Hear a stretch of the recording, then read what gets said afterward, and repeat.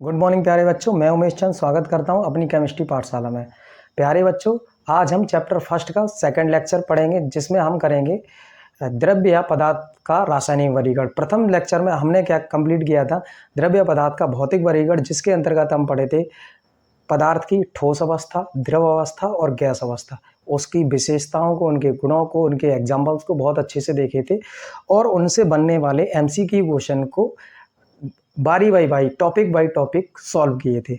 I hope आपको पहला lecture बहुत ही पसंद आया होगा। अब उसी क्रम में हम सेकंड लेक्चर को लेके आए जिसमें हम आज रासायनिक वर्गीकरण को पढ़ने जा रहे हैं।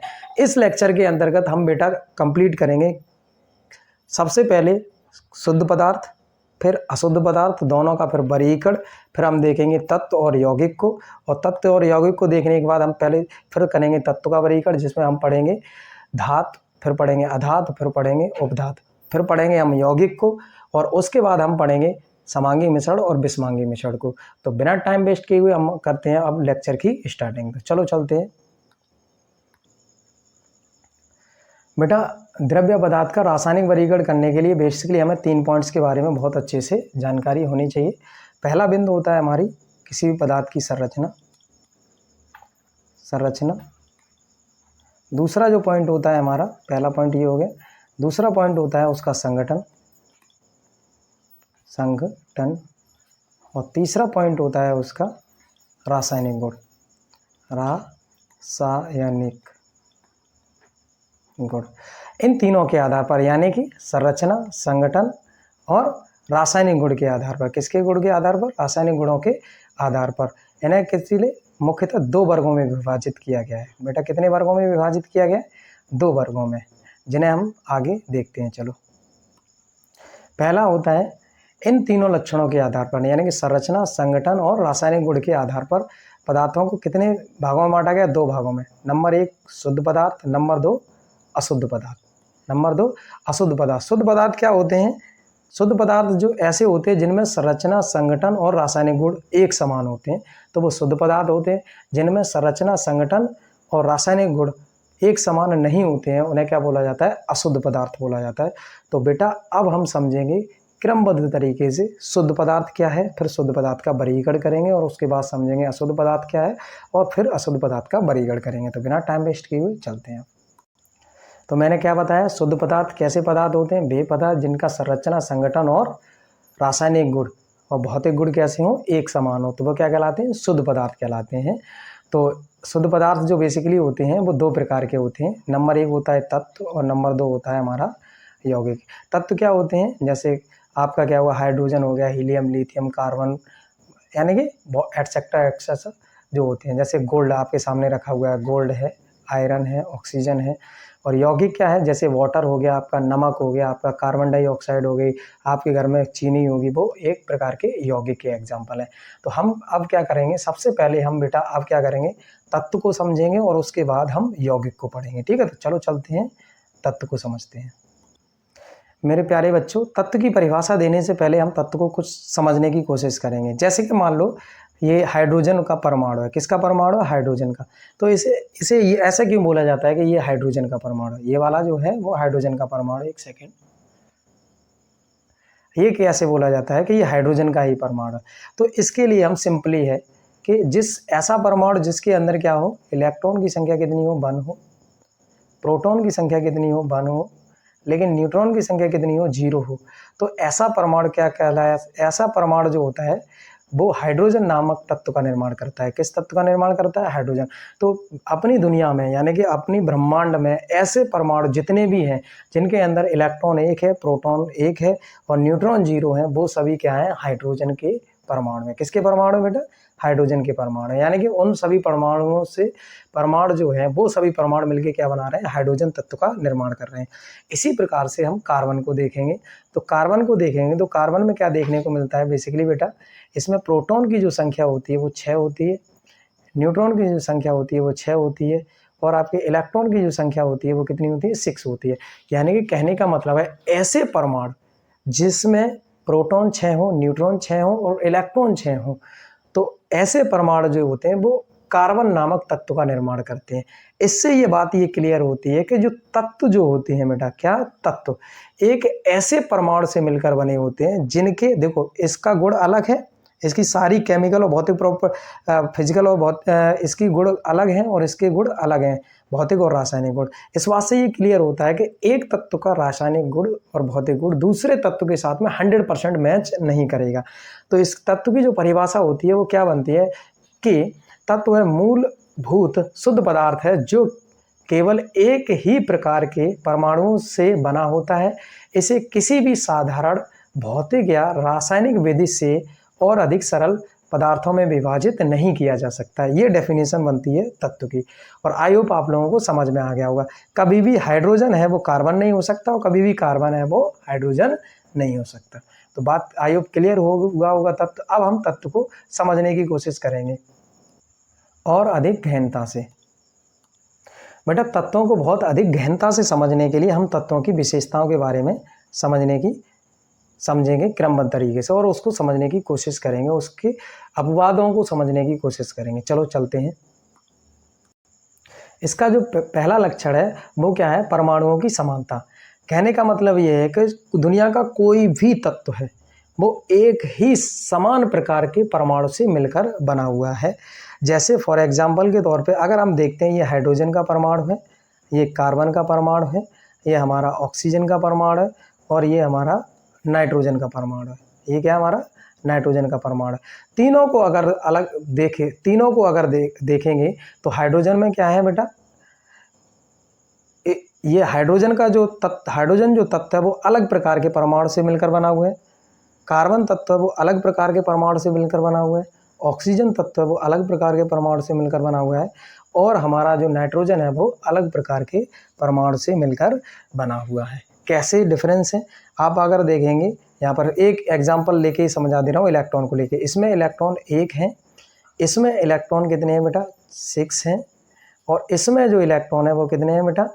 8 हैं और इसमें इलेक्ट्रॉन है वो कितने हैं? 7 हैं। आई होप आप लोगों को ये बात क्लियर हुई होगी। क्या बात क्लियर हुई होगी? कि कोई भी जो तत्व होता है वो एक समान परमाणुओं से मिलकर बना नहीं होता है। जब एक समान परमाणुओं से मिलकर नहीं बना होता है तो उसमें परमाणु यानी कि प्रोटॉनों की जो संख्या होती है बेटा, क्या होती है? प्रोटॉनों की संख्या और इलेक्ट्रॉनों की संख्या वो कैसी होती है? डिफर होती है। मैंने आपको इलेक्ट्रॉन समझाए, अब प्रोटॉन को समझने की कोशिश करते हैं। प्रोटॉन कितने होते हैं? इसमें 1 होता है। इसमें प्रोटॉन जो होता है वो कितने होते हैं? 6 होते हैं। इसमें प्रोटॉन होते हैं वो कितने होते हैं बेटा? कितने होते हैं? 8 होते हैं। और इसमें जो प्रोटॉन होते हैं वो कितने होते हैं बेटा? 7 होते हैं। इसमें प्रोटॉन कितने होते हैं? 7 प्रोटॉन होते हैं, यानी कि 7 प्रोटॉन होते हैं। इस वजह से प्रत्येक तत्व का जो परमाणु क्रमांक होता है वो डिफरेंस होता है। अगर हम हाइड्रोजन का परमाणु क्रमांक की बात करेंगे तो इसका 1 होता है। कार्बन का परमाणु क्रमांक की बात करेंगे तो इसका 6 होता है। ऑक्सीजन के परमाणु क्रमांक की बात करेंगे तो इसका 8 होता है। नाइट्रोजन के परमाणु क्रमांक की बात करेंगे तो इसका 7 होता है। तो पहला पॉइंट आई होप आप लोगों को क्लियर हुआ होगा। दूसरा पॉइंट क्या कहता है? जैसे कि अब दूसरे पॉइंट में कहता है कि सरलतम शुद्ध पदार्थ, यानी कि ये ऐसे सरलतम शुद्ध पदार्थ होते हैं। कहने का मतलब ये है कि ऐसे सरलतम शुद्ध पदार्थ होते हैं जिन्हें किसी भी साधारण भौतिक और रासायनिक विधि के द्वारा और अधिक सरल भागों में यानी सरल पदार्थों में नहीं तोड़ा जा सकता। ये पॉइंट है हमारा। तो यानी कि अगर हम हाइड्रोजन को और अधिक छोटे भाग में तोड़ने की कोशिश करेंगे तो बेटा वो और अधिक छोटे भाग में नहीं टूटेगा। कहने का मतलब ये है। अगली प्रॉपर्टीज के तरफ हम अब रुख करते हैं। बेटा जो तत्व जो होते हैं ये जरूरी नहीं है वो एकल एटॉमिक हो, यानी कि एक परमाणविक अवस्था में प्रेजेंट हो नेचर के अंदर।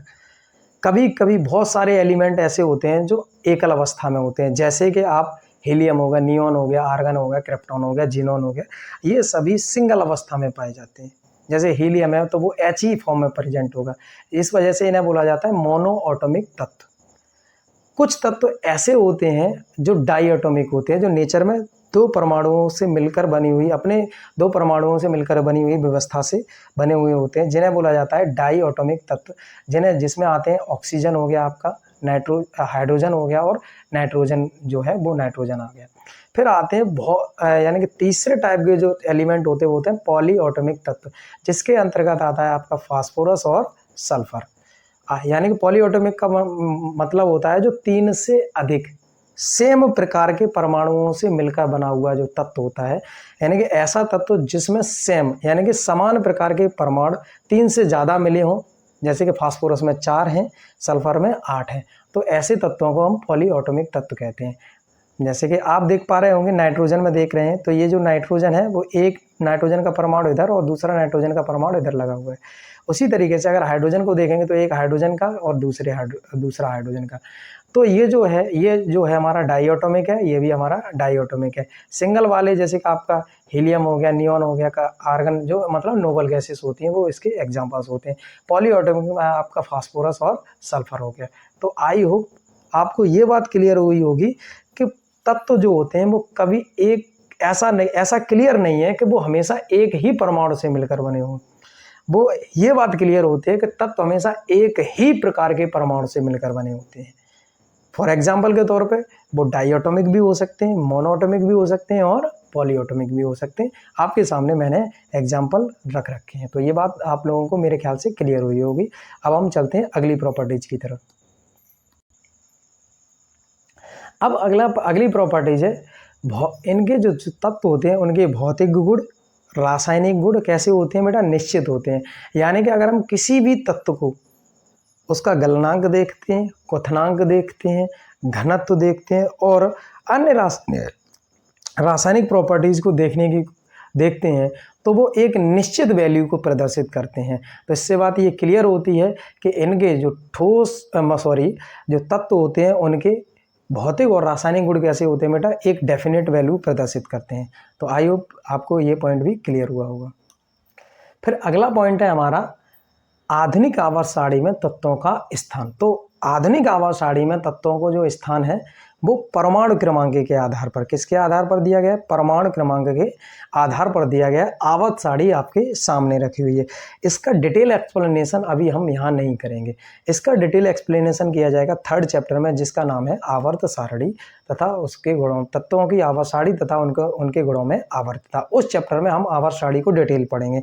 बस यहाँ पर तत्वों की एक प्रॉपर्टी को बताना है कि आवर्त सारणी में किस आधार पर रखा गया है तत्वों को। तो मैं बता दूं, आवर्त सारणी में तत्वों को परमाणु क्रमांक के आधार पर रखा गया है। ठीक है, और परमाणु क्रमांक किस बात पर निर्भर करता है, परमाणु क्रमांक इस बात पर निर्भर करता है कि किसी भी परमाणु के नाभिक में प्रोटॉनों की संख्या कितनी है। ठीक है, तो आई होप आप लोगों को ये पॉइंट क्लियर हुआ होगा। अब हम देखते हैं कि तत्वों की संख्या के बारे में, तत्वों की संख्या कितनी है। तो मैं आप लोगों को बता दूं, अभी तक जो तत्व ज्ञात किए गए हैं वो 118 एलिमेंट हैं। कितने तत्व हैं, 118 तत्व हैं, जिसमें आपके 94 जो तत्व हैं वो प्राकृतिक तत्व हैं और 94 के बाद जो बचे हुए तत्व हैं वो कैसे हैं, मानव निर्मित तत्व हैं। तो अब बेटा हम क्या करेंगे, जो आपके 118 तत्व हैं इनका अब हम वर्गीकरण करेंगे, यानी कि तत्वों का वर्गीकरण करेंगे, उसके बाद यौगिक को बढ़ेंगे। तो यानी कि मेरे कहने का मतलब ये है कि अगर किसी पॉइंट को उठाया है उसको कंप्लीट करिए, उसके बाद आगे चलिए। ठीक है, बहुत मज़ा आएगा अगर आप शिद्दत से लेक्चर को देखने की कोशिश करेंगे, बहुत ही ऑथेंटिक नॉलेज मिलेगी आपको। बेटा अगर हम तत्वों का वर्गीकरण देखते हैं, क्या देखते हैं, तत्वों का वर्गीकरण, एक सेकेंड, तत्वों का वर्गीकरण अगर हम देखते हैं, वर्गीकरण, तो तत्वों का अगर वर्गीकरण करेंगे तो बेसिकली जो तत्व होते हैं वो 3 प्रकार के होते हैं। नंबर 1 धात, नंबर 2 अधात और नंबर 3 क्या होता है हमारा, उपधात। तो बिना टाइम वेस्ट किए हुए सबसे पहला तत्व जो पढ़ेंगे जिसका नाम है धातु, उसको हम समझने की कोशिश करते हैं। तो धातु है क्या, तो धातु क्या होते हैं, आपने देखा होगा अगर डेफिनेशन दी जाती है धातुओं की तो कोई बोल देता है कि धातुओं के अंदर चमक होती है, कोई बोल देता है ये होता है, कोई बोल देता है ये होता है, कोई बोल देता है आघात वर्धनीयता होती है, कोई बोलता है तन्यता का गुण होता है। अगर बेसिकली सभी धातुओं में एक कॉमन प्रॉपर्टीज देखी जाए तो सभी धातुओं को जो डेफिनेशन है, जो IUPAC बोलती है कि मूल डेफिनेशन है क्या तत्वों की, यानी कि धातुओं की, तो वो क्या होता है कि ऐसे तत्व जिनमें इलेक्ट्रॉन त्याग कर धनायन बनाने की क्षमता हो। यानी कि कोई भी अगर मेटल तब माना जाता है जब वो क्या करे, तेजी से, जैसे मान लो ये मेटल है तो ये क्या करे, तेजी से इलेक्ट्रॉन त्यागे। जैसे मान लो इसने क्या किया, इलेक्ट्रॉन त्यागा, एक इलेक्ट्रॉन त्यागा, एक धनायन आया इस पर, इसने अगर एक इलेक्ट्रॉन त्यागा तो इस पर क्या आएगा, ये इलेक्ट्रॉन त्याग कर क्या बना रहा है, एक धनायन बना रहा है। तो इसका मतलब ये है कि ये क्या है, हमारा क्या है बेटा, धातु है। और ये जो प्रोसेस है, ये केमिकल प्रोसेस है, वो बिना फोर्स के होने चाहिए। मतलब कहने का मतलब ये अपने आप रिएक्शंस होने चाहिए जिसमें ज़बरदस्ती ना करनी पड़े रिएक्शन को कराने में, ठीक है। तो ऐसे तो क्योंकि आप सोचोगे कि कभी कभी तो क्लोरीन जो धातु है उसकी इलेक्ट्रोनेगेटिविटी बहुत ज़्यादा होती है, लेकिन फ्लोरीन से नहीं रिएक्शन करा दोगे तो वो पॉजिटिव चार्ज शो करने लग जाता है, तो ऐसा नहीं होता है, ठीक है। मेटल्स के अंदर एक बेसिकल प्रॉपर्टीज होती है कि ये तेज़ी से इलेक्ट्रॉन त्यागती हैं और धनायन बनाती हैं। इनके अंदर धन विद्युता का गुण बहुत ही ज़्यादा पाया जाता है। तो आई होप मेरे ख्याल से आपको धातु समझ में आया होगा। धातु के बहुत सारे एग्जाम्पल हैं, जैसे गोल्ड हो गया, सिल्वर हो गया, प्लेटिनम हो गया, आयरन हो गया, कॉपर हो गया, एल्यूमिनियम हो गया, ठीक है, टाइटेनियम हो गया आपका, मरकरी हो गया आपका, बहुत सारे एटसेट्रा एक्सेट्रा, मैग्नीशियम हो गया आपका, सोडियम, पोटेशियम, रोवेडियम, सीजियम, ये सारे एग्जाम्पल हैं जो आपके उसके बाद बेरिलियम हो गया, मैग्नीशियम हो गया, कैल्शियम हो गया, ये बहुत सारे एग्जाम्पल्स हैं जो धातु के एग्जाम्पल्स हैं अपने दैनिक जीवन में। अब हम आगे चलते हैं धातुओं की प्रॉपर्टीज के बारे में। धातुओं का जो पहला लक्षण होता है, धातुओं का जो पहला लक्षण होता है वो तो वही होता है कि धातुओं के अंदर इलेक्ट्रॉन त्याग कर धनायन बनाने की क्षमता पाई जाती है, प्रबल क्षमता पाई जाती है, और इनमें धनविद्युता का गुण बहुत ही ज़्यादा होता है। ऐसे तत्व क्या कहलाते हैं, धातु कहलाते हैं। बट इसका जो उसके बाद अगर हम और कोई अगर इम्पोर्टेंट इसकी करैक्टर की बात करें तो पहला जो एलिमेंट मैंने बनाया है, इसका पहला लक्षण वो क्या है, धात्विक चमक के बारे में, कि यानी कि धातुओं के अंदर चमक कैसी होती है। तो मैं आपको बताऊं, प्रत्येक धातु के अंदर एक अपनी खुद की चमक होती है बेटा। जैसे कि आप देखेंगे गोल्ड, देखिए सामने आपको विजुअल दिखाई दे रहा है कि गोल्ड आपका किस कलर का है, सिल्वर आपका किस कलर का है, प्लेटिनम किस कलर का, आयरन किस कलर का है, आपका कॉपर किस कलर का है। सबके कलर एक दूसरे से थोड़े थोड़े डिफरेंट हैं। इसका रीजन ये है कि प्रत्येक धातु की अपनी धात्विक चमक होती है। तो आई होप आप लोगों को ये बात क्लियर हुई होगी। दूसरी प्रॉपर्टी है धातुओं के अंदर बहुत ही ज़्यादा जनरल प्रॉपर्टीज है, जिसे हम बोलते हैं आघात वर्धनीयता। आघात का वर्धनीयता का मतलब होता है जिस पर आघात, मतलब अगर हम चोट मारें तो वो चोट मारने पर क्या बन जाए, चादर बन जाए, तो उसे हम क्या बोलते हैं, आघात वर्धनीयता बोलते हैं। यानी कि कहने का मतलब है धातुओं को पीट कर इस तरीके की पतली पतली चादरें बनाई जा सकती हैं। तो धातुओं के अंदर ये बेसिक कैरेक्टर होता है कि इन्हें पीटकर इनसे चादर तैयार की जा सकती है। तो मेरे ख्याल से आपको ये लक्षण क्लियर हुआ होगा। अब हम चलते हैं आगे अगली प्रॉपर्टीज की तरफ। मेरे प्यारे बच्चों, अगला जो लक्षण या गुण है वो क्या, हमारा तन्यता। यानी कि तन्यता का मतलब है किसी भी मेटल को खींचने पर, क्या करने पर, किसी भी मेटल को पकड़ा और उसको खींचा, और खींचने के बाद अगर हम खींच रहे हैं और खींचने के बाद अगर उससे क्या बन जाए, तार बन जाए, जैसे कि आपको दिया गया है, दिखाया गया है इस तरीके के, अगर उससे तार बन जाएं, समझ में आ रही बात कि नहीं, इस तरीके से अगर उसके तार बन जाएं तो उसके अंदर उसे हम क्या बोलते हैं, तन्यता गुण बोलते हैं। और ऐसी धातुओं को हम क्या बोलते हैं, तन्य धातुओं बोलते हैं। तो ये देखा गया है कि सभी प्रकार की धातुओं में तन्यता का गुण विद्यमान होता है, जैसे कि आपका कॉपर हो गया, एल्यूमिनियम हो गया, और बहुत सारे भी हैं जिनके अंदर, बहुत सारी मेटल्स ऐसी हैं जिनमें तन्यता का गुण नहीं पाया जाता है। जब मैं आपको क्वेश्चन कराऊंगा तो वहाँ पर बताऊंगा, ठीक है, टेंशन नहीं लेनी है। कौन कौन सी धातुएं जिनमें तन्यता का गुण नहीं होता है, एक दो धातुएं हैं जिनमें तन्यता का गुण नहीं होता है, वो मैं क्वेश्चन के टाइम पे कराऊंगा। सारे एक्सेप्शनल क्वेश्चन मैंने इकट्ठे कर रखे हैं, आपको टेंशन नहीं लेनी है। अगर ये बात मैं आप लोगों को बोल दूं, बड़ी बात नहीं कह रहा, कि अगर आप विधिवत तरीके से लेक्चर लेते रहे तो इस बात की गारंटी है कि जब सिलेबस ख़त्म होगा तो आपको लगेगा कि हमने केमिस्ट्री पढ़ी है और हमारे क्वेश्चंस बन रहे हैं। एक बात ध्यान रखना, आपको नोट्स लेक्चर लेते समय ही बनाना है, ऐसा नहीं करना है कि एक बार लेक्चर देखने के बाद नोट्स बना रहे हो। ये आपकी सबसे बड़ी भूल हो जाएगी, फिर आपका सिलेक्शन कहीं भी नहीं हो पाएगा बेटा, ध्यान रखना।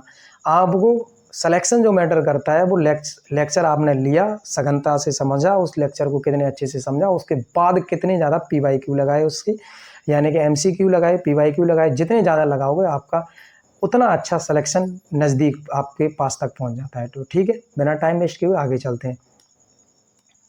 फिर अगला है हमारा ऊष्मा और विद्युत चालकता के बारे में। आप देखेंगे जो धातुएं होती हैं, ठीक है ना, आपने जैसे खाना बना रहे हो, खाना जैसी गलती से अगर हमारी खाना की प्लेट जो है, जैसे कि ये कोई महिला है जो क्या कर रहे हैं, खाने की प्लेट को ऊपर से उठा रही हैं, अगर ये प्लेट अगर इसके हीट के संपर्क में गई होगी तो इसका हाथ एकदम से जला होगा, इस वजह से इसने एकदम से ऊपर खींचा है अपने हाथ को। इससे क्लियर होता है कि धातुएं जो होती हैं वो ऊष्मा की कैसी होती हैं, यानी कि ये ऊष्मा दी जा रही है नीचे से, तो ये क्या है, धातुएं क्या है। और उसके बाद अगर देखना है तो ये नीचे से चूल्हे की सहायता से ऊष्मा दी जा रही है, तो ये गर्म हो रहा है, आपका बर्तन जो खाना बनाने वाला बर्तन है वो गर्म हो रहा है। इससे बात ये क्लियर हो रही है, ऊष्मा एक जगह से दूसरी जगह ट्रांसफर हो रही है, यानी कि धातुएं ऊष्मा की कैसी हैं, सुचालक हैं। दूसरी चीज़ जो होती है हमारी, जो धातुएं होती हैं वो विद्युत की भी सुचालक होती है। जितने भी हमारे इलेक्ट्रिसिटी वायर होते हैं वो सभी किसके बने होते हैं, धातुओं के बने होते हैं। ठीक है, तो आई होप आपको ये बात क्लियर हुई होगी। एग्जाम्पल्स आपको पता है, नॉर्मल एग्जाम्पल है, चांदी हो गया, तांबा हो गया, लोहा हो गया, ये सभी धातुएं विद्युत तथा ऊष्मा की सुचालक होती हैं। ठीक है बेटा, अगला कैरेक्टर है हमारा घनत्व तथा गलनांक। आप देखेंगे जो ठोस यानी कि जो हमारे धातुएं होती हैं वो सॉलिड स्टेट में पाई जाती हैं। बेसिकली सिर्फ मरकरी को अगर छोड़ दिया जाए, बकाया सभी धातुएं ठोस अवस्था में पाई जाती हैं। तो मरकरी एक हमारा अपवाद गैस है। मरकरी एक ऐसी धातु है जो द्रव अवस्था में पाई जाती है, आप नोट भी कर लेना। उसके बाद सभी किस अवस्था में पाई जाती हैं, ठोस अवस्था में पाई जाती हैं। तो ठोस में पाई जाती हैं तो इसका रेगुलर अरेंजमेंट होता है। एक जो इनके जो पार्टिकल्स होते हैं एक रेगुलर अरेंजमेंट में जुड़े हुए होते हैं, जिसकी वजह से इनके मध्य अंतराणविक आकर्षण बल बहुत ही ज़्यादा होता है। बहुत ज़्यादा होने की वजह से इनका जो घनत्व होता है वो कैसा होता है, बहुत उच्च होता है। और जब जिसका घनत्व उच्च होता है उसका गलनांक यानी कि उन्हें गलाने में दी गई ऊष्मा यानी कि ताप, दिया गया ताप वो भी कैसा होता है, उच्च होता है। यानी कि धातुओं के घनत्व और गलनांक कैसे होते हैं, उच्च होते हैं। इसके पीछे कुछ धातुएं ऐसी भी होती हैं जिन्हें चाकू से काटा जा सकता है, जैसे सोडियम हो गया, पोटेशियम, ऐसी धातुएं जिन्हें बेटा चाकू से काटा जा सकता है, जैसे ये व्यक्ति काटता हुआ दिखाई दे रहा है आप सभी को। उसके बाद आपने देखा होगा एक एक्सेप्शनल क्वेश्चन है जो कम्पिटिटिव एग्जाम में यहाँ बहुत ही ज़्यादा पूछा जाता है, जैसे सोडियम है और पोटेशियम है। अगर हम पोटेशियम को देखेंगे तो ये 19वें नंबर पे आता है। कितने नंबर पे आता है, 19वें पे। और ये सोडियम है वो देखेंगे ये कौन से नंबर पे आता है, 11वें नंबर पे, जिसका परमाणु क्रमांक यानी कि जेड इसका कितना है, 11 है, और इसका जेड कितना है, 19 है। लेकिन अगर इसका घनत्व देखेंगे तो सोडियम का जो बेटा घनत्व होता है, सोडियम का घनत्व होता है वो कैसा होता है, ज़्यादा होता है। और पोटेशियम का घनत्व होता है वो कैसा होता है, इसका कैसा होता है बेटा, कम होता है। इस कारण से सोडियम जो होता है वो भारी होता है, पोटेशियम कैसी होती है, हल्की होती है। ये बेटा क्वेश्चन नीट में पूछा गया है, आईआईटी में पूछा गया है, तो आपको इस क्वेश्चन को ध्यान में रखना है। ठीक है, आई होप आगे चलते हैं अपन लोग, आइए आप लोग इस क्वेश्चन को ध्यान रखेंगे। धातुओं की अगली प्रॉपर्टीज है, धातु जो होती हैं सभी धातुएं कैसे पाई जाती हैं, ठोस अवस्था में पाई जाती हैं। कैसी अवस्था में पाई जाती हैं, ठोस। इसका अपवादिक केस है, अभी मैंने बताया था पारा, मरकरी। ये आईआईटी में पूछा गया क्वेश्चन है, शायद मुझे ईयर नहीं याद है, अभी करंट में पिछली 3-4 ईयर के अंदर ही पूछा गया क्वेश्चन है कि यानी कि निम्न में से कौन सी धातु है जो द्रव अवस्था में पाई जाती है। तो हमारा जो मरकरी जो होता है वो द्रव अवस्था में पाया जाता है, जैसे कि आपको डायग्राम में दिखाई दे रहा है। तो आप चलते हैं आगे अगली प्रॉपर्टीज की। अब बेटा अगर हम देखेंगे तो धातुओं कंप्लीट हुई, लक्षण कंप्लीट हुए धातुओं के। अब एग्जांपल्स की बात कर लेते हैं। तो आप क्या देखेंगे, धातुएं बेसिकली क्या होती हैं, 5 कैटेगरी में कैटेगराइज होती हैं। कुछ धातुएं जो होती हैं जिन्हें क्षार धातुएं बोला जाता है, जैसे लिथियम हो गया, सोडियम हो गया, पोटेशियम, रुबिडियम, सीजियम, ये 6 होती हैं। क्षारीय मृदा धातुएं जो होती हैं वो beryllium, magnesium, calcium, strontium, barium और यानी कि उसके बाद में तीसरा एग्जाम्पल है आपका संक्रमण जो तत्व हैं, 40 जो संक्रमण तत्व डी ब्लॉक एलिमेंट जिन्हें बोला जाता है, ये इनकी संख्या कितनी है, 40 है। कितनी है, 40 है। ये सभी क्या हैं, संक्रमण तत्व कहलाते हैं जो डी ग्रुप एलिमेंट होते हैं। फिर आता है अंत संक्रमण तत्व, जिन्हें लैंथेनाइड और एक्टिनाइड श्रेणी के जो धातुएं हैं वो क्या हैं, अंत संक्रमण धातुएं कहलाती हैं। उसके बाद अन्य धातुएं, कुछ 15 धातुएं जो ऐसी हैं जो बीच बीच में जो हमारी क्या बोलते हैं अधातुएं हैं, जब उनके वर्ग जो हैं हमारे उनके नीचे यानी कि बॉटम में जो कुछ धातुएं प्रेजेंट होती हैं, जैसे एल्यूमिनियम हो गया, गैलियम, इंडियम, स्ट्रोंशियम, टेलेनियम, यानी कि लेड और बिस्मथ जैसे तत्व हैं जो धातु का कैरेक्टर शो करते हैं। ठीक है, और इसलिए इन्हें धातु ही बोला जाता है। तो आई होप आप लोगों को धातु अच्छे से समझ में आया होगा। अब हम चलते हैं अधातु की तरफ और उसके लक्षण को देखेंगे, उसके एग्जाम्पल को देखेंगे। तो बेटा अधातु क्या है? अधातु को समझने के लिए हमें वही चीज़ है, धातुओं में इलेक्ट्रॉन त्याग का धनायन बनाने की क्षमता होती है। तो अधातु कैसी होती है? वे तत्व जिनमें इलेक्ट्रॉन ग्रहण करके ऋणायन बनाने की प्रबल क्षमता पाई जाती है, अधातु कहलाते हैं। यानी कि इनमें इलेक्ट्रॉन ऋण विद्युता का गुण बहुत ही प्रबल लेवल पे होता है। जैसे कि फॉर एग्जांपल के पे देख सकते हैं, डायमंड हो गया, आपका ग्रेफाइट हो गया, ऑक्सीजन हो गया, यानी कि कार्बन के ही दो अपर रूप होते हैं, यानी कि हीरा और ग्रेफाइट। उसके बाद आपका सिलिकॉन हो गया, बोरॉन हो गया, आपका फ्लोरीन हो गया, क्लोरीन हो गया, ब्रोमीन हो गया, नाइट्रोजन हो गया, ये सभी क्या हैं? अधातु के ही एग्जाम्पल हैं। अब अधातु की परिभाषा देख ली, तो अब हम चलते हैं इनके लक्षण की तरफ। अब हम इसकी विशेषताएं, लक्षण, विशेषताएं, प्रॉपर्टीज़ के बारे में देखेंगे। तो इसकी पहला जो प्रॉपर्टी है वो है अवस्था। तो जो अधातुएं होती हैं वो बेसिक ध्यान में रखना, मैंने वही क्वेश्चन यहाँ पर रखे हुए हैं छांट के, जो नीट और आईआईटी में या तो पूछे गए हैं या पूछे जा सकते हैं, छांट के रखें। तो आप देखेंगे कुछ जो अधातुएं होती हैं वो गैस अवस्था में पाई जाती हैं, जैसे नाइट्रोजन हो गया, जैसे ऑक्सीजन हो गया, नाइट्रोजन हो गया, क्लोरीन हो गया, ठीक है ना, ध्यान रखना। फ्लोरीन हो गया, वो भी क्या है, मैंने बेसिकली एक दो एग्जाम्पल रखे हैं, लेकिन आपको ध्यान होना चाहिए कि अधातुएं किस किस नेचर में प्रेजेंट हो सकती हैं। कुछ अधातुएं गैस अवस्था में पाई जाती हैं, जैसे ऑक्सीजन हो गया, आपका नाइट्रोजन हो गया, क्लोरीन हो गया, आपका फ्लोरीन हो गया, आपका ये अधातुएं हैं वो किस अवस्था में पाई जाती हैं? गैस अवस्था में पाई जाती हैं। कुछ धातुएं बेटा किस में पाई जाती हैं? ठोस अवस्था में पाई जाती हैं, जैसे आपका सल्फर हो गया, आपका फास्फोरस हो गया, आपका आयोडीन हो गया, ये किस अवस्था में पाए जाते हैं? ठोस अवस्था में पाए जाते हैं। उसके बाद क्या होती हैं? कुछ अधातुएं ऐसी होती हैं, जैसे कि ब्रोमीन है हमारी, द्रव अवस्था में भी पाई जाती हैं। ब्रोमीन किस में पाया जाता है? द्रव अवस्था में। ब्रोमीन एक ऐसी अधातु है जो बेटा किस अवस्था में पाई जाती है? द्रव अवस्था में पाई जाती है। सल्फर, फास्फोरस और आयोडीन ऐसी अधातुएं हैं जो केवल किस में पाई जाती हैं? ठोस अवस्था में पाई जाती हैं। बकाया सभी अधातुएं किस अवस्था में पाई जाती हैं बेटा? गैस अवस्था में पाई जाती हैं। तो आई होप आप लोगों को ये पॉइंट क्लियर हुआ होगा। तो वो सारी पॉइंट मैंने क्लियर करने की कोशिश करी है जहां आपको प्रॉब्लम आती है जब हम कॉम्पिटिटिव एग्जाम में बैठे हुए होते हैं। अगला पॉइंट है हमारा चमक। अधातुओं के अंदर क्या चमक पाई जाती है? तो इस प्रश्न का आंसर होता है, अधातुएं बेटा कैसी होती हैं? चमकहीन होती हैं। बट एक अपवाद है, ध्यान रखना, सारे मैंने बोला जितने भी अपवाद हैं जो आपकी कॉम्पिटिटिव एग्जाम में आपको परेशान करते हैं वो सभी मैंने उठा के रखे। आयोडीन जो होती है उसमें हल्की धात्विक चमक पाई जाती है, हल्की। ये पूछा गया है इस रूप में ही कि निम्न में से कौन सी अधातु ऐसी है जिसमें हल्की अधात्विक चमक पाई जाती है? तो वो क्या है? हमारी आयोडीन है। तो आई होप आप लोगों को ये भी पॉइंट क्लियर हुआ होगा। अधातुएं बेसिकली ऐसी होती हैं, ठीक है, ध्यान रखना बेटा। अगला लक्षण है भंगुरता, यानी कि अधातुओं के अंदर क्या भंगुरता पाई जाती है? भंगुरता का मतलब होता है हमने यहाँ पर अधातु रखी और हथौड़ी मारी और बिखर गई वो, तो वो क्या है? भंगुरता। जैसे कि आप देखेंगे कार्बन है ना, जैसे कार्बन के लिए फॉर एग्जांपल कोयला ले लीजिए, कोयले का एक टुकड़ा ले लीजिए, उसे रखिए और हथौड़ी मारिए तो वो बिखर जाएगा। जबकि आप लोहे का एक टुकड़ा लीजिए, उस पर हथौड़ी मारिए तो वो बिखरेगा नहीं, ठीक है, ध्यान रखना। वो क्या करता है? फैलता है, बिखरता नहीं है। जबकि और ये यानी कि क्या करना? बिखर जाना ही क्या है हमारा? बिखर जाना है। यानी कि भंगुरता, यानी कि अब छोटे छोटे पार्ट्स में टूट के बिखर जाना क्या कहलाता है? भंगुरता कहलाता है। तो ऐसा जो गुण होता है वो किस में पाया जाता है? जितनी भी अधातुएं हैं उनमें पाया जाता है, जैसे कार्बन हो गया, सल्फर हो गया और रेड फास्फोरस हो गया, ये सभी एग्जाम्पल्स इसके हैं। तो आई होप आपको ये पॉइंट क्लियर हुआ होगा बेटा। अच्छा, अगला गुण है विद्युत तथा ऊष्मा की चालकता, यानी कि ये जो अधातुएं हैं वो विद्युत और ऊष्मा के प्रति कैसी होती हैं? चालक होती हैं, अचालक होती हैं? तो इस प्रश्न का आंसर होता है ये विद्युत की और ऊष्मा की कैसी होती है? सामान्यतः कैसी होती है बेटा? कुचालक होती हैं। लेकिन एक अपवाद इसमें भी है बेटा, एक अपवाद इसमें भी है। क्या? ग्रेफाइट, जो कार्बन का एक अपर रूप है, ये एक्सेप्शनली कैसा होता है? विद्युत का कैसा होता है? चालक होता है। आई होप आप लोगों को ये बात क्लियर हुई होगी। ये इस तरीके का होता है ग्रेफाइट, जो छड़ें आपको पड़ी हुई दिखाई दे रही हैं, ठीक है, जिसका इस्तेमाल हम विद्युत इक्विपमेंट बनाने में करते हैं।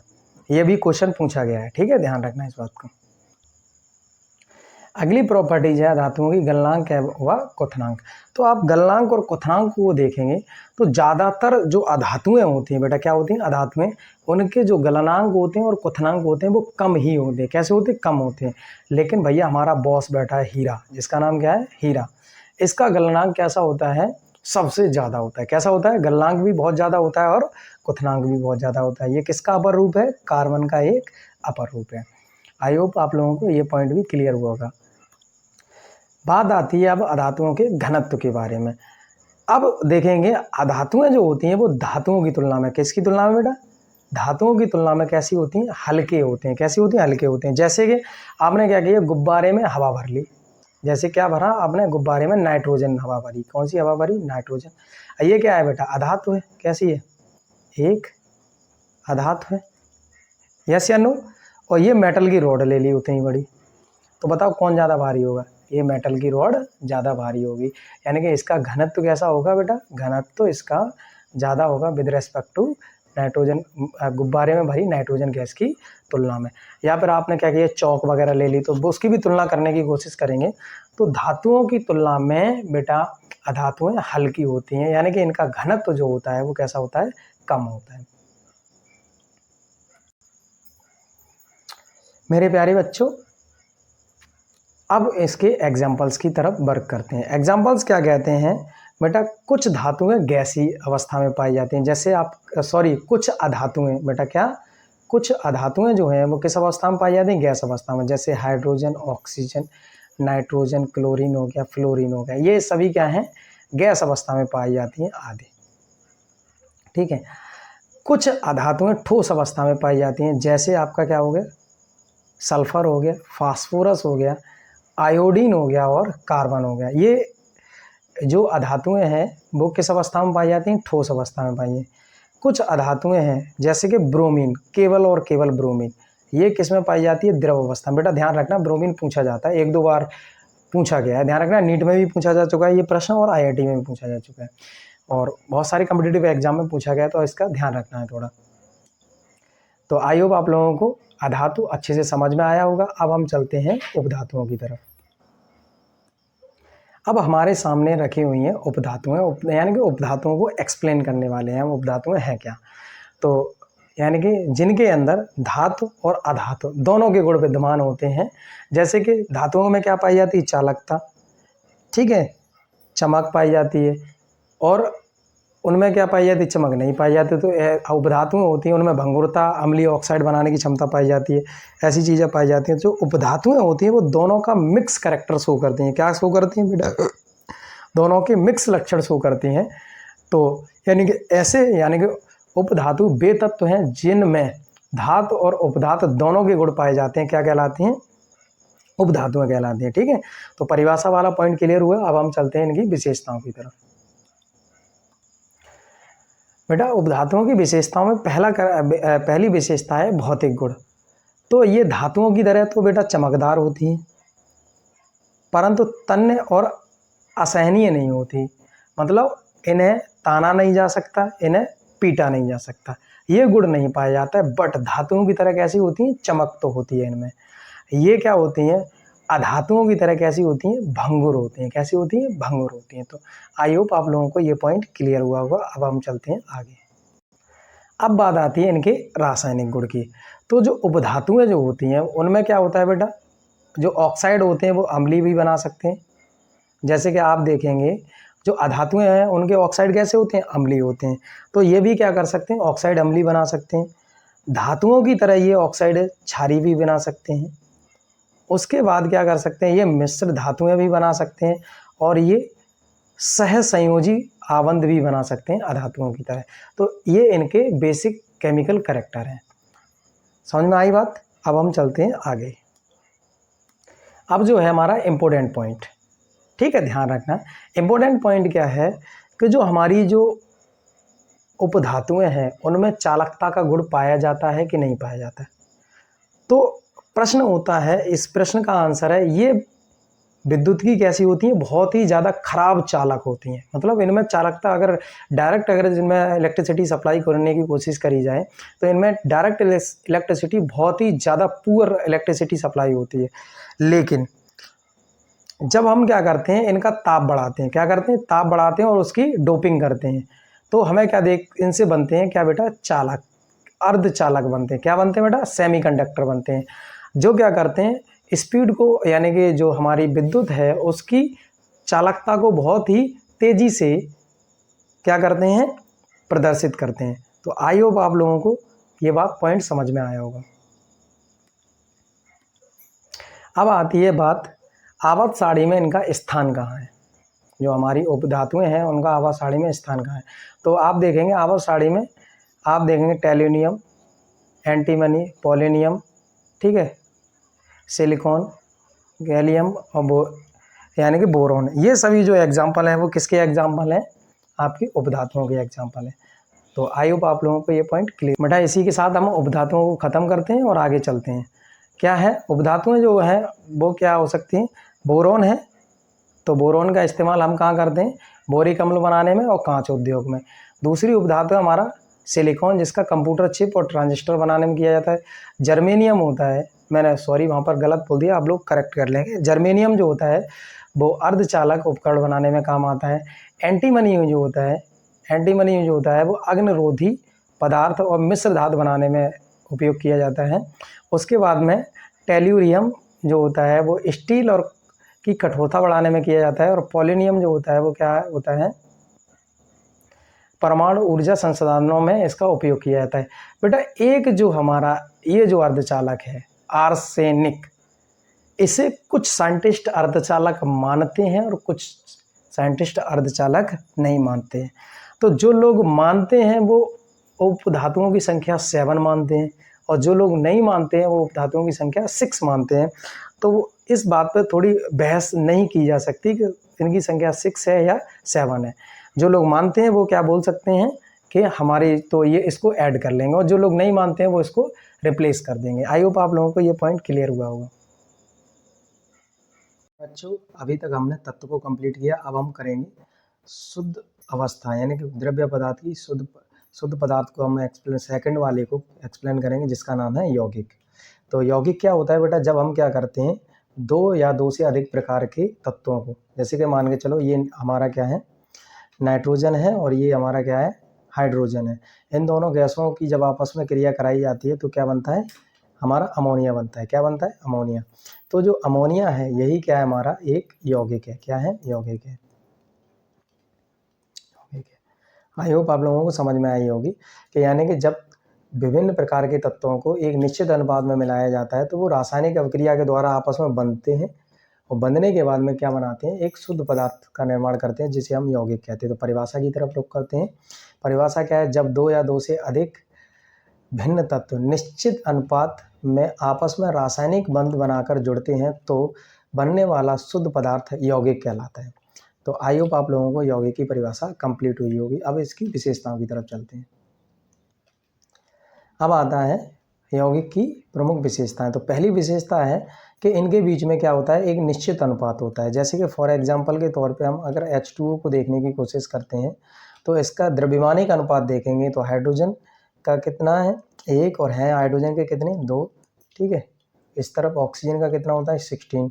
तो आप देखेंगे कितना बचा, 1 रेशियो 8 का रेशियो ऑलवेज मिलेगा हाइड्रोजन के बीच में। कितने का, द्रव्यमानिक रेशियो इतना मिलेगा जब भी आप हाइड्रोजन किसी भी विधि से बनाओगे। तो यौगिकों के अंदर जो अनुपात होता है, तत्वों का अनुपात होता है, वो हमेशा कैसा रहता है, स्थिर और निश्चित होता है। आई होप आप लोगों को ये समझ में आया होगा। अगली प्रॉपर्टी की तरफ चलते हैं। अगला पॉइंट है इनके जो कण होते हैं, यानी कि यौगिकों के जो कण होते हैं वो अणुओं के रूप में पाए जाते हैं। जैसे कि हमारा क्या हो गया, हमारा H2O हो गया, हमारा HCl हो गया, हमारा NaCl हो गया। ये क्या है, एक अणु है। तो ये किसके रूप में पाए जाते हैं, यौगिक किसके रूप में पाए जाते हैं, अणु के रूप में पाए जाते हैं। तो आई होप आप लोगों को ये बात क्लियर हुई होगी। आगे चलते हैं। अगली प्रॉपर्टीज है, यौगिक का निर्माण रासायनिक अभिक्रिया के द्वारा होता है। हाँ बिल्कुल सही बात है, यौगिक का जो निर्माण होता है वो रासायनिक अभिक्रिया के द्वारा होता है। जैसे कि आप H2 की अभिक्रिया Cl2 के साथ में अगर कराते हैं, रासायनिक अभिक्रिया कराते हैं तो हमारा क्या बनता है, HCl बनता है। क्या बनता है, HCl बनता है। तो ये क्या है, एक रासायनिक अभिक्रिया है, योगात्मक रासायनिक अभिक्रिया है जिसके द्वारा हमारा HCl का निर्माण हुआ है। तो कहने का मतलब यह है कि जब भी यौगिक बनेगा वो रासायनिक अभिक्रिया के द्वारा ही बनेगा।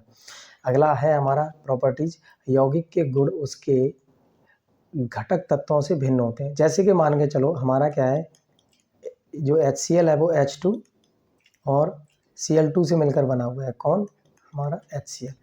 लेकिन अगर आप देखेंगे इसकी प्रॉपर्टीज और इसकी प्रॉपर्टीज और इसकी प्रॉपर्टीज में क्या होगा, डिफरेंस होगा। इसके जो गुण होंगे वो कभी भी इन दोनों के समान नहीं हो सकते, यानी कि H2 और Cl2 के समान कभी HCl के गुण नहीं हो सकते। तो आई होप आप लोगों को ये बात समझ में आई होगी। अगला पॉइंट है, इसे केवल रासायनिक विधियों, यानी कि जैसे कि यौगिक हैं उन्हें केवल रासायनिक विधियों के द्वारा अलग अलग तत्वों में तोड़ा जा सकता है, नहीं तो इन्हें तोड़ा नहीं जा सकता। तो आई होप आप लोगों को यौगिकों के गुण समझ में आए होंगे। अब हम चलते हैं आगे की तरफ। मेरे प्यारे बच्चों, अब एग्जाम्पल्स की तरफ रुख कर लेते हैं। तो एग्जाम्पल्स जो होते हैं वो यौगिक जो होते हैं बेसिकली दो प्रकार के होते हैं, कार्बनिक यौगिक और अकार्बनिक यौगिक। बेटा कार्बनिक रसायन जो है वो एक अलग टॉपिक है और अकार्बनिक रसायन है वो एक अलग टॉपिक है।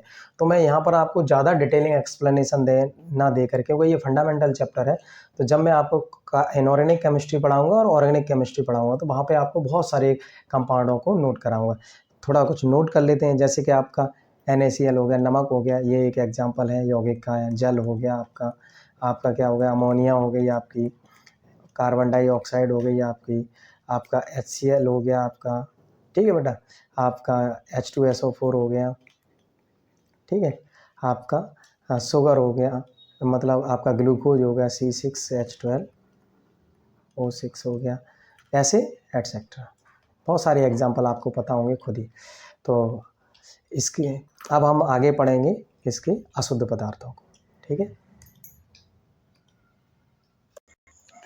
ठीक है। अब हम पढ़ेंगे रासायनिक वर्गीकरण का सेकंड पॉइंट। अभी तक हम शुद्ध पदार्थ पढ़ रहे थे, अब हम पढ़ेंगे अशुद्ध पदार्थ को। तो अशुद्ध पदार्थ है क्या, तो यानी कि वह पदार्थ जिसमें एक से अधिक शुद्ध पदार्थ क्या हो, अनिश्चित अनुपात में मिले हों। किस अनुपात में मिले हों, अनिश्चित अनुपात में मिले हों और जिन्हें किसी भी भौतिक विधि से अलग किया जा सकता हो, ऐसे पदार्थों को हम क्या बोलते हैं, अशुद्ध पदार्थ बोलते हैं। यानी कि बोलने की बात है, कोई A और B ये कोई दो शुद्ध पदार्थ हैं। कैसे पदार्थ हैं, शुद्ध पदार्थ हैं। इन दोनों को आपस में मिलाया गया तो क्या बना, हमारा अशुद्ध पदार्थ बना। क्या बना, अशुद्ध पदार्थ बना।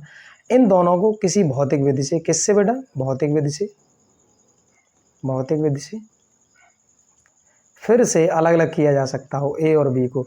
तो ऐसे पदार्थों को ही हम क्या बोलते हैं, अशुद्ध पदार्थ बोलते हैं। तो आई होप आप लोगों को ये पॉइंट क्लियर हुआ होगा, आप लोगों को अशुद्ध पदार्थ की परिभाषा क्लियर हुई होगी। अब हम आगे चलते हैं।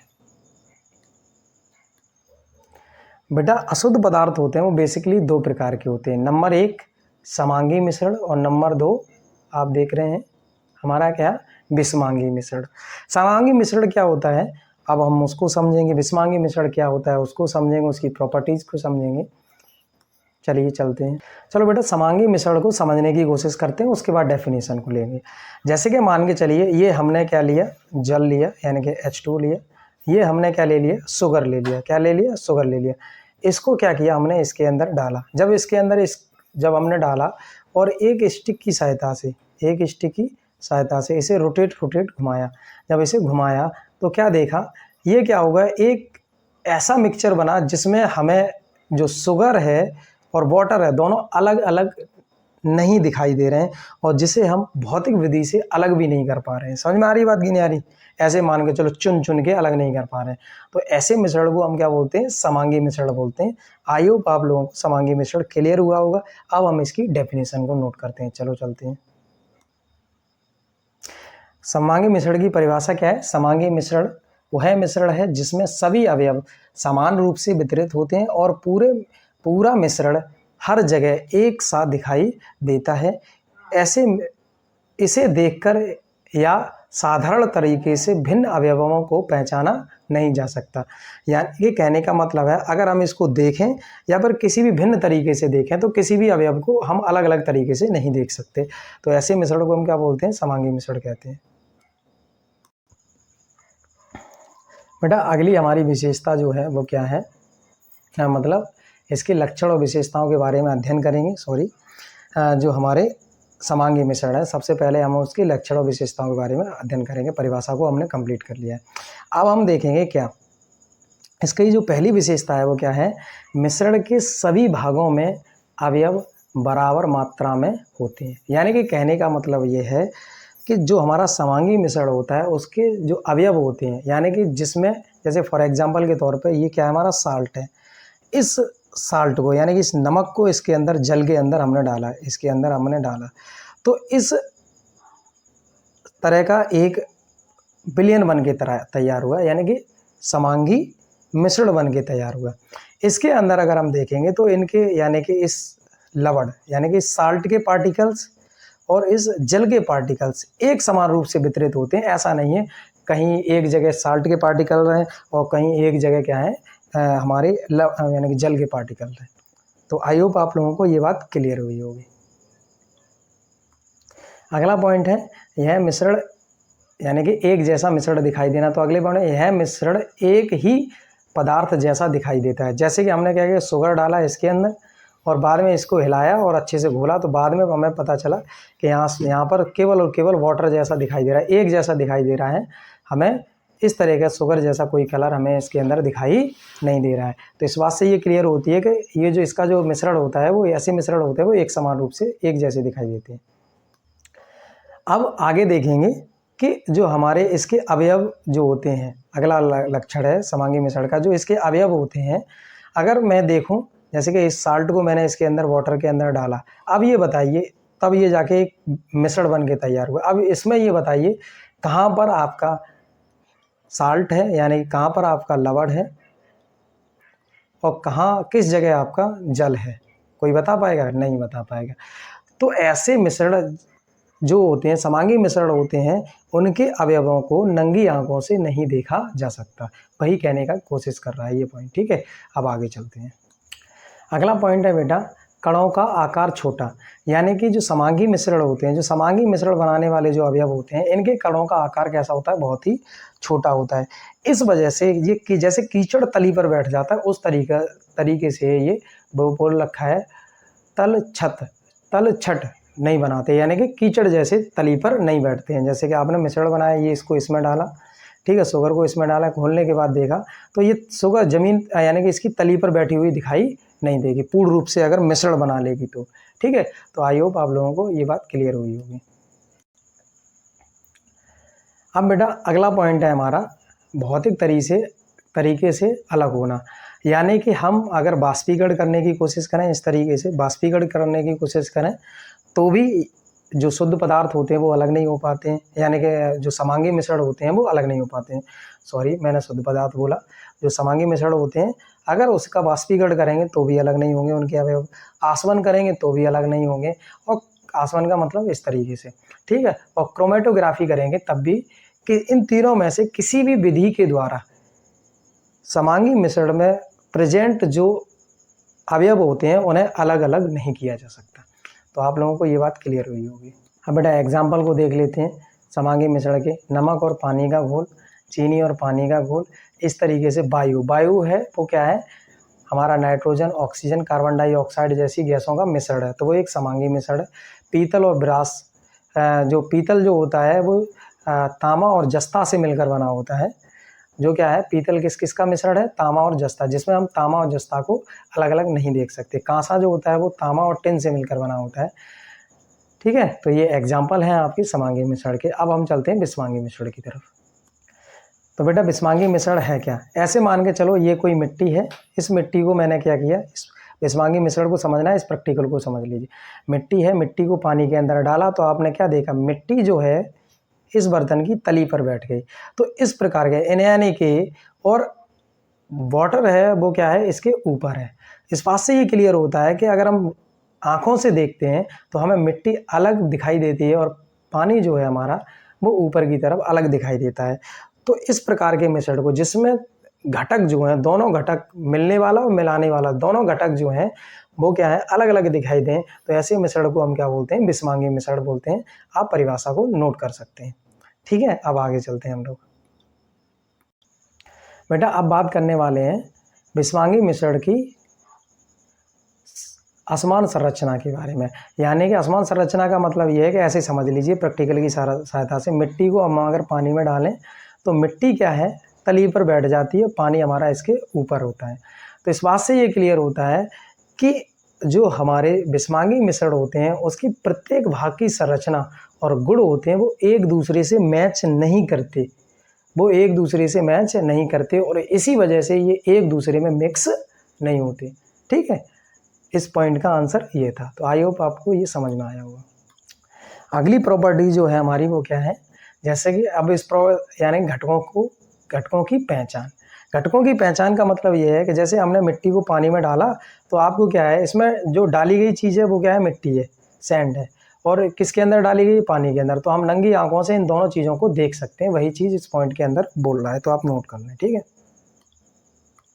बेटा, अगला लक्षण है अलग अलग करने की संभावना। यानी कि जो हमारे विस्मांगी जो मिश्रण होते हैं उनके पार्टिकल्स को, जो मिक्सचर होता है उसको अलग अलग करने की संभावना ज़्यादा होती है। जैसे कि मिट्टी को पानी के अंदर मिक्स कर रखा है, मिट्टी में पानी के अंदर अगर मिट्टी को डाल रखा है तो हम क्या कर सकते हैं, पानी को अलग कर सकते हैं और मिट्टी को अलग कर सकते हैं। हम जैसे मैंने एक एग्जांपल लिया है, जैसे कि मान के चलिए ये कोई मिक्सचर है, 2 पदार्थों और 3 पदार्थों का मिक्सचर है। हम आप नमकीन खाने के शौकीन, तो आपको क्या है, जैसे मैं हूँ, मुझे मूंगफली की नमकीन बहुत ज़्यादा पसंद है, तो मैं क्या करूँगा, इससे पिक कर सकता हूँ कि मूंगफली के दाने कहाँ कहाँ हैं और उनको मैं उठा के खा सकता हूँ। यानी कि ये किस प्रकार का मिश्रण है, एक विस्मांगी मिश्रण है, जिससे हम पिक करके अलग अलग करने की संभावना मैक्सिमम होती है इनके अंदर। ठीक है, तो ये बात आपको समझ में आई होगी। अगला पॉइंट है कणों का आकार। जो विस्मांगी मिश्रण होते हैं उसमें जो मिलाई जाने वाली चीज़ होती है उसके कणों के आकार, जो आकार होता है वो अपेक्षाकृत बड़ा होता है, जिसे हम नंगी आंखों से देख सकते हैं। वही कहने की कोशिश कर रहा है, इस मिट्टी के कणों का आकार बड़ा है, इस वजह से हम बाहर से इसे देख सकते हैं। जैसे कि आप पानी, बहते हुए पानी को, नहर या नदी के पानी को देखेंगे तो आपको उन मिट्टी के कण दिखाई देंगे पानी के अंदर तैरते हुए। तो इससे भी बात क्लियर होती है कि मिट्टी के कण अपेक्षाकृत जल के अणुओं की तुलना में थोड़े बड़े हैं, इस वजह से वो क्या है, हमें साफ साफ दिखाई दे रहे हैं। तो इनके कणों को नंगी आंखों से देखा जा सकता है। बेटा अब इसके एग्जाम्पल्स के बारे में देखते हैं। तो विस्मांगी मिश्रण के एग्जाम्पल है रेत और पानी का मिश्रण, तेल और पानी का मिश्रण, मिट्टी और पानी का मिश्रण, दूध है हमारा, एक कोलाइडी सॉल्यूशन है, और सलाद जो है हमारा, नमकीन वगैरह हो गया, ये सभी क्या है, विस्मांगी मिश्रण के उदाहरण, जिन्हें हम सिंपल सी बात है, जिन्हें देखकर अलग अलग कर सकें, वो विस्मांगी मिश्रण के उदाहरण हैं। तो आई होप आप लोगों को ये सारी चीज़ें पसंद आई हों। प्यारे बच्चों, लेक्चर थोड़ा बड़ा हो रहा है, इस वजह से मैं आज इस लेक्चर को यहीं पर रखूँगा। आपको शाम को इससे रिलेटेड जो MCQ क्वेश्चन है, ध्यान में रखना, बहुत ही खूबसूरत क्वेश्चंस बनाए हैं मैंने, बहुत अच्छे क्वेश्चंस बनाए हैं, जो बेसिकली जो कॉम्पिटिटिव एग्जाम में पूछे जाते हैं, जो सारे मैंने यहाँ पर आपको समझाया, तब भी बहुत सारे एक्सेप्शनल जो क्वेश्चन थे जो कॉम्पिटिटिव एग्जाम में पूछे जाते हैं, वो सभी क्वेश्चन को ढूंढ के रखा है। इसी तरीके से मैंने जो MCQ क्वेश्चन बनाए, 50 MCQ क्वेश्चन बनाए, जिन्हें मैं आपको शाम को आपको 4 बजे के टाइम पे मैं आपको वीडियो प्रोवाइड कराऊंगा, तब आप वहाँ पे बहुत अच्छे से अध्ययन कर लेना। ये वीडियो बहुत ज़्यादा बड़ी हो जाएगी, इस वजह से इस वीडियो को ज़्यादा बड़ा ना करते हुए विदा लेता हूँ। धन्यवाद आप सभी को। ठीक है, और अगर आपको वीडियो अच्छा लगा हो तो वीडियो को लाइक करें, वीडियो पे कमेंट करें, और आपको कौन सा पोर्शन वीडियो का अच्छा लगा उसको पोर्शन को कमेंट करें। कुछ चीज़ को समझ में नहीं आई वो चीज़ भी कमेंट करें, और उसके बाद जिससे मैं सीख के बहुत और ज़्यादा बेहतर करने की कोशिश करूँगा। चैनल को सब्सक्राइब करें, ज़्यादा से ज़्यादा विद्यार्थियों के पास क्या करें, शेयर करें, जिससे क्या है, ऐसे बच्चे जो क्या है दूर दराज गाँव में बैठे हुए हैं, जिन्हें हिंदी माध्यम से यानी कि केमिस्ट्री पढ़ने में, IIT JEE और नीट की केमिस्ट्री पढ़ने के लिए बहुत ज़्यादा दुर्लभ समस्याओं का सामना करना पड़ता है, तो ऐसे बच्चों तक हमारी वीडियो को अवश्य पहुंचाएं। धन्यवाद। आप पढ़ते रहें, सीखते रहें।